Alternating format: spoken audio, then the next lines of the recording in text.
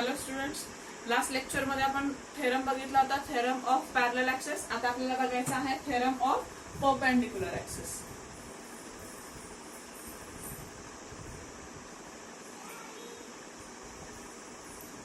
Theorem of perpendicular axes, त्याच्यापेक्षा हा theorem 2-3 steps मध्ये आहे. तो थेरम त्या थेरम साठी जरा थोडंसं आपल्याला जास्त इक्वेशन म्हणजे थोडंसं एक्सटेंड करावं लागलं. बट हा थेरम जो आहे तो इझी, शॉर्ट बट स्वीट आहे. तोही थेरम शॉर्ट बट स्वीटच, म्हणजे तो थोडासा लेंदी आहे बट स्वीट आहे. हा शॉर्ट पण आहे, स्वीट पण आहे. ठीक आहे. थेरम ऑफ परपेंडिक्युलर ऍक्सेस, दोन्हीपैकी एक थेरम तुम्हाला 3 मार्क्स साठी विचारला जातो. ठीक आहे. तर मी आधी डायग्राम ड्रॉ करते. डायग्राम ड्रॉ करून झाल्यानंतर एक तर त्याचा स्टेटमेंट आपण बघूयात किंवा मग मॅथमॅटिकल फॉर्म बघूयात. जे तुम्हाला इझी वाटेल लर्न करण्यासाठी तुम्ही त्या लर्न करू शकता. ठीक आहे. मी आधी डायग्राम ड्रॉ करते. Again this one is the rigid body. Laminar body, याला तुम्ही लॅमिनर बॉडी म्हणू शकता. लॅमिनर बॉडी म्हणजे काय, तर लॅमिनर, प्लेन लॅमिनर तुम्ही घेऊ शकता. जस्ट लाईक लीफ, पान कसं असतं, पानाचं स्ट्रक्चर अशी घेऊ शकता, किंवा मग रिंग घेऊ शकता, किंवा मग डिस्क घेऊ शकता. लॅमिनर बॉडी म्हणजे काय, तर लॅमिना, प्लेन लॅमिना तुम्ही या ठिकाणी यूज करू शकता. ठीक आहे. ही अशी लॅमिनर बॉडी आहे. या लॅमिनर बॉडीमध्ये 3 ऍक्सेस आहेत आणि हे 3ही ऍक्सेस कसे आहेत, this 3 axes are mutually perpendicular to one another and congruent with one another. हा एक ऍक्सेस आहे,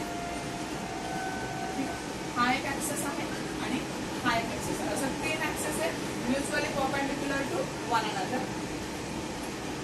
now this one is the x axes, this one is the y axes and this one is the z axes. हा जो आहे हा central point आहे. ठीक आहे. This one is the plain laminar body. 3 axes are there. These 3 axes are mutually perpendicular to one another and congruent with each other. हे 3 axes कसे आहेत, 3 axes mutually perpendicular पण आहेत आणि congruent पण आहेत. ठीक आहे. मग या ठिकाणी आपल्याला ही लॅमिनर बॉडी मिळाली. त्याच्यानंतर हे 3 ऍक्सेस आपण इथे या ठिकाणी ड्रॉ केलेला आहे. ठीक आहे. तर आता इथं again the body is made up of large number of tiny particles. असाच एक पार्टिकल आपण कन्सिडर करूयात. सपोज तो पार्टिकल आपण कन्सिडर केला पी या पोझिशनला. Whatever may be the notation, तुम्ही कुठलंही नोटेशन यूज करू शकता. ठीक आहे. मग हा इथून किती डिस्टन्स वरती आहे, हे डिस्टन्स आपल्याला मेन्शन करायचं. सिमिलरली हा जो पॉईंट पी आहे ना, या पॉईंट पी पासून आपल्याला एक्स ऍक्सिस वरती एक परपेंडिक्युलर ड्रॉ करायचा आहे. तसाच वाय ऍक्सिस वरती सुद्धा एक परपेंडिक्युलर ड्रॉ करायचा आहे. काय केलं, हा एक पार्टिकल आपण घेतला पी, ज्याचा मास आहे dm. हा आपण इथून या ऍक्सिस पासून हा जॉईंट केला. पी या पॉइंट पासून आपण एक्स ऍक्सिस वरती एक परपेंडिक्युलर ड्रॉ केला. तसाच आपण वाय ऍक्सिस वरती सुद्धा एक परपेंडिक्युलर ड्रॉ केलेला आहे. एक्स ऍक्सिस वरती जो परपेंडिक्युलर ड्रॉ केला याला एम नोटेशन देऊया. वाय ऍक्सिस वरती जो परपेंडिक्युलर ड्रॉ केला याला एन हे नोटेशन देऊया. ठीक आहे. हे इथून एवढा डिस्टन्स किती आहे. आता या ठिकाणी जर आपण पाहिलं तर हा थोडेसे आपल्याला डायग्राम थोडीशी ऍडजस्ट करून आपल्याला याला काय करायचं आहे, पॅरलेलोग्राम तयार करायचा आहे. ठीक आहे. हे डिस्टन्स किती आहे, वाय. सिमिलरली हे डिस्टन्स वाय आहे, त्यामुळे हे पण किती असणार आहे, वाय असणार. हे एक्स आहे, त्यामुळे हे पण डिस्टन्स किती असणार आहे, एक्स असणार आहे. हा डिस्टन्स आपण काय घेऊयात, आर घेऊयात. नाही लिहिलं तरी चालेल, ओपी स्क्वेअर मेन्शन केला तरी सफिशियंट आहे. ठीक आहे. हे डिस्टन्स काय मिळालं तुम्हाला, वाय, बिकॉज हे काय आहे, वाय आहे. याचा अपोजिट साइड पॅरलेलोग्राम आहे. हा पॅरलेलोग्रामच्या अपोजिट साइड कशा असतात, सेम असतात. मग जर ओ एन वाय असेल तर एमपी सुद्धा काय मिळाला, वाय मिळाला. ओ एम एक्स असेल तर पीएन पण काय मिळाला, एक्स मिळाला. पॅरलेलोग्रामच्या अपोजिट साइड कशा असतात, सेम असतात. डायग्राम समजली तुम्हाला. डायग्राम ड्रॉ करतच मी एक्सप्लेन केलेली आहे तुम्हाला. ठीक आहे. याचा moment of inertia I z, याचा moment of inertia I x आणि याचा moment of inertia I y. IZ is the moment of inertia of z axis, Ix is the moment of inertia of x axis and Iy is the moment of inertia of y axis. Plain laminar body, 3 axes mutually perpendicular, also congruent. P be any point, it is at a distance r from the central point. P या point पासून एक perpendicular draw केला, x axis वरती एक perpendicular draw केला. y axis वरती हे distance y आहे म्हणून हे पण y आहे, हे डिस्टन्स x आहे म्हणून हे पण x आहे. ठीक आहे. तर आता मी याचं स्टेटमेंट घेते. काय स्टेटमेंट आहे, शॉर्ट मध्ये स्टेटमेंट सांगते. The moment of inertia of a plane laminar body about an axes passing through its center. The moment of inertia of a plane laminar body about an axis passing through its center, Iz, is equals to sum of moment of inertia of two mutually perpendicular axes. That means Ix plus Iy. This is the mathematical form. हा जो आहे हा काय मिळाला, mathematical form मिळाला.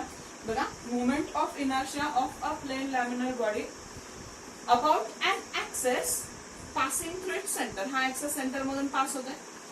It must be equals to the sum of moment of inertia of these two perpendicular axes, and all these three axes are lie in the plane laminar body and they are congruent with one another. हे सगळे axes कुठे lie झालेले आहेत, त्या laminar body मध्ये lie झालेले आहेत, and they are mutually perpendicular to one another.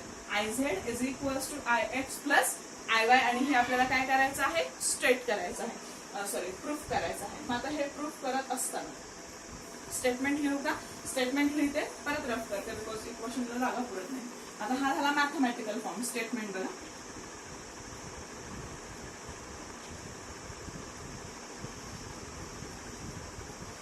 Moment of inertia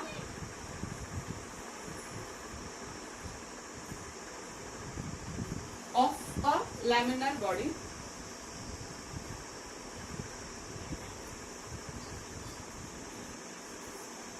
moment of inertia of laminar body किंवा लॅमिनर ऑब्जेक्ट म्हणा, लॅमिनर बॉडी और object about an axis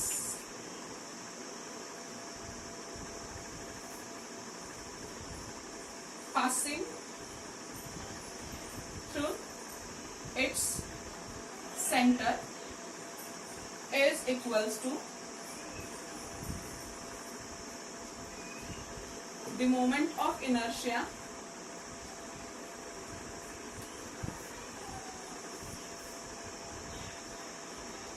of two mutually is equals to the sum of is equal to the sum of moment of inertia of two mutually perpendicular axes.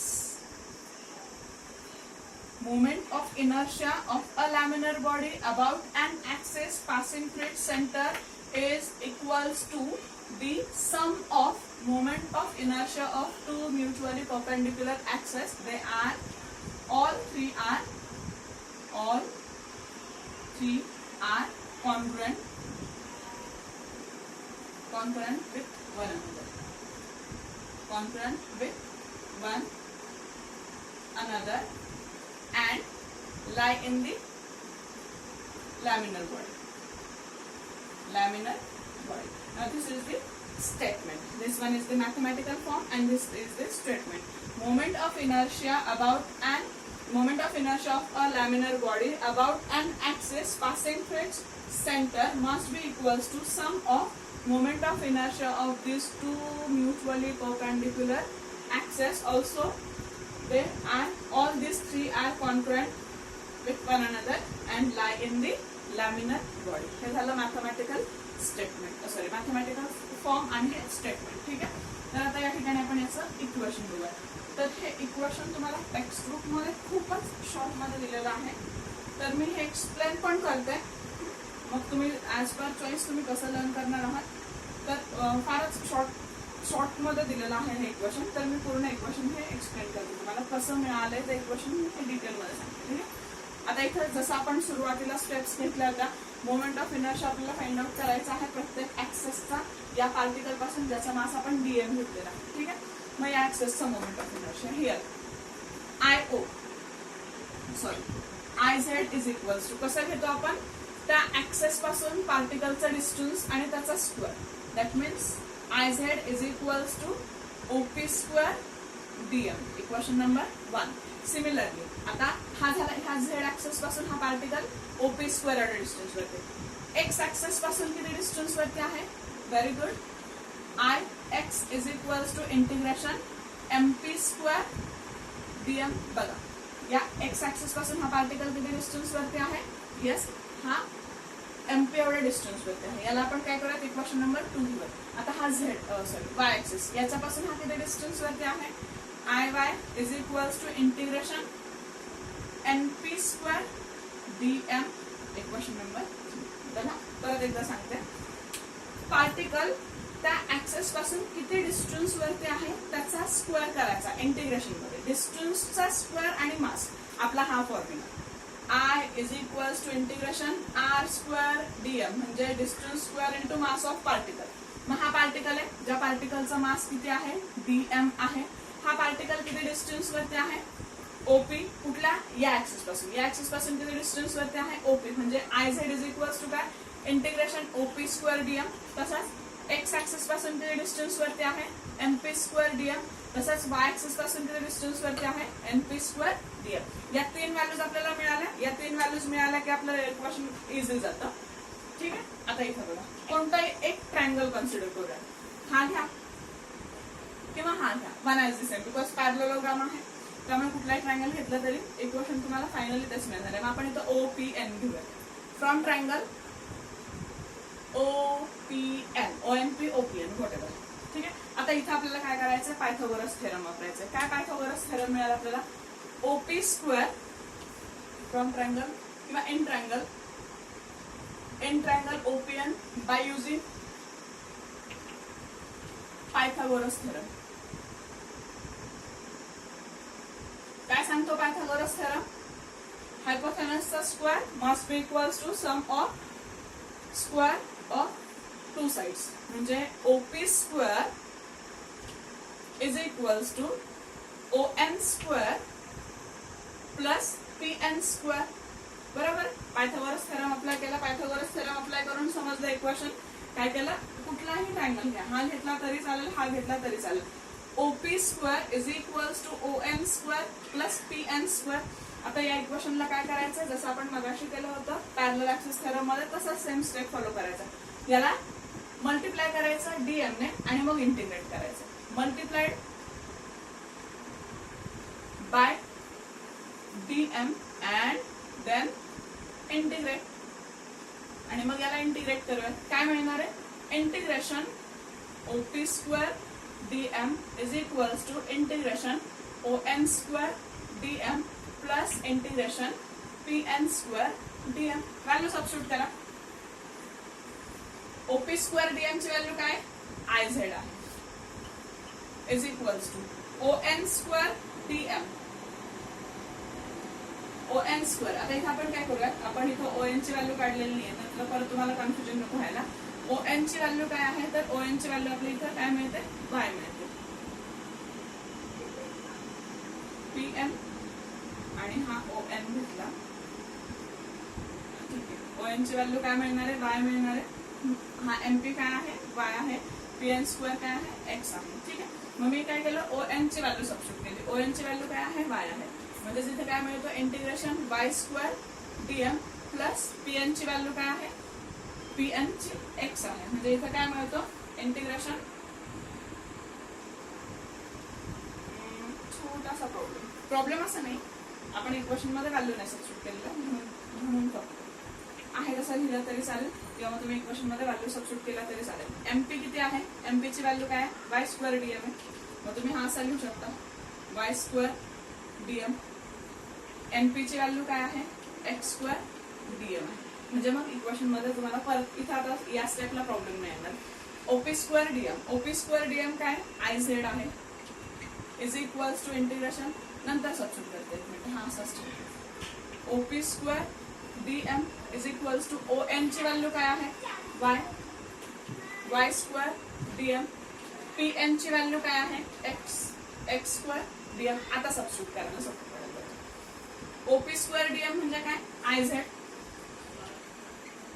y square DM म्हणजे काय IX plus x square DM म्हणजे काय IY. मिळालं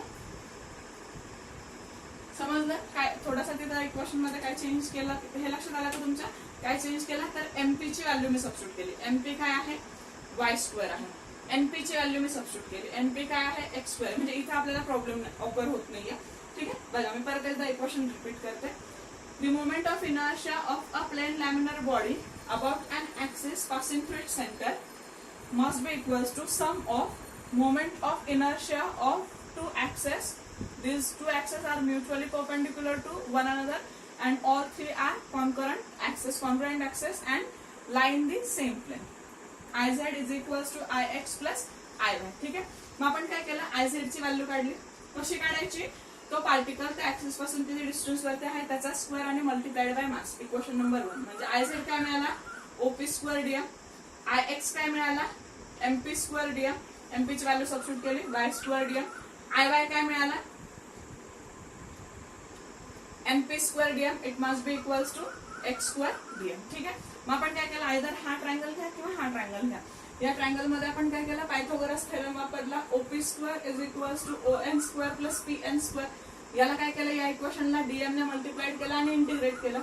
इथे आपण value substitute केल्या. ON ची value substitute केली y, PN ची व्हॅल्यू सबस्टिट्यूट केली y, x आणि मग ज्या व्हॅल्यूज आपल्याकडे होत्या त्या व्हॅल्यूज आपण काय केल्या, सबस्टिट्यूट केल्या आणि मग इथे आपल्याला काय मिळाला, थेरम आपला प्रूफ झाला. ठीक आहे. तर हा थेरम सुद्धा आपल्याला काय केला जातो, 3 मार्क्सला विचारला जातो. नेक्स्ट पॉइंट नेक्स्ट लेक्चर मध्ये बघूया.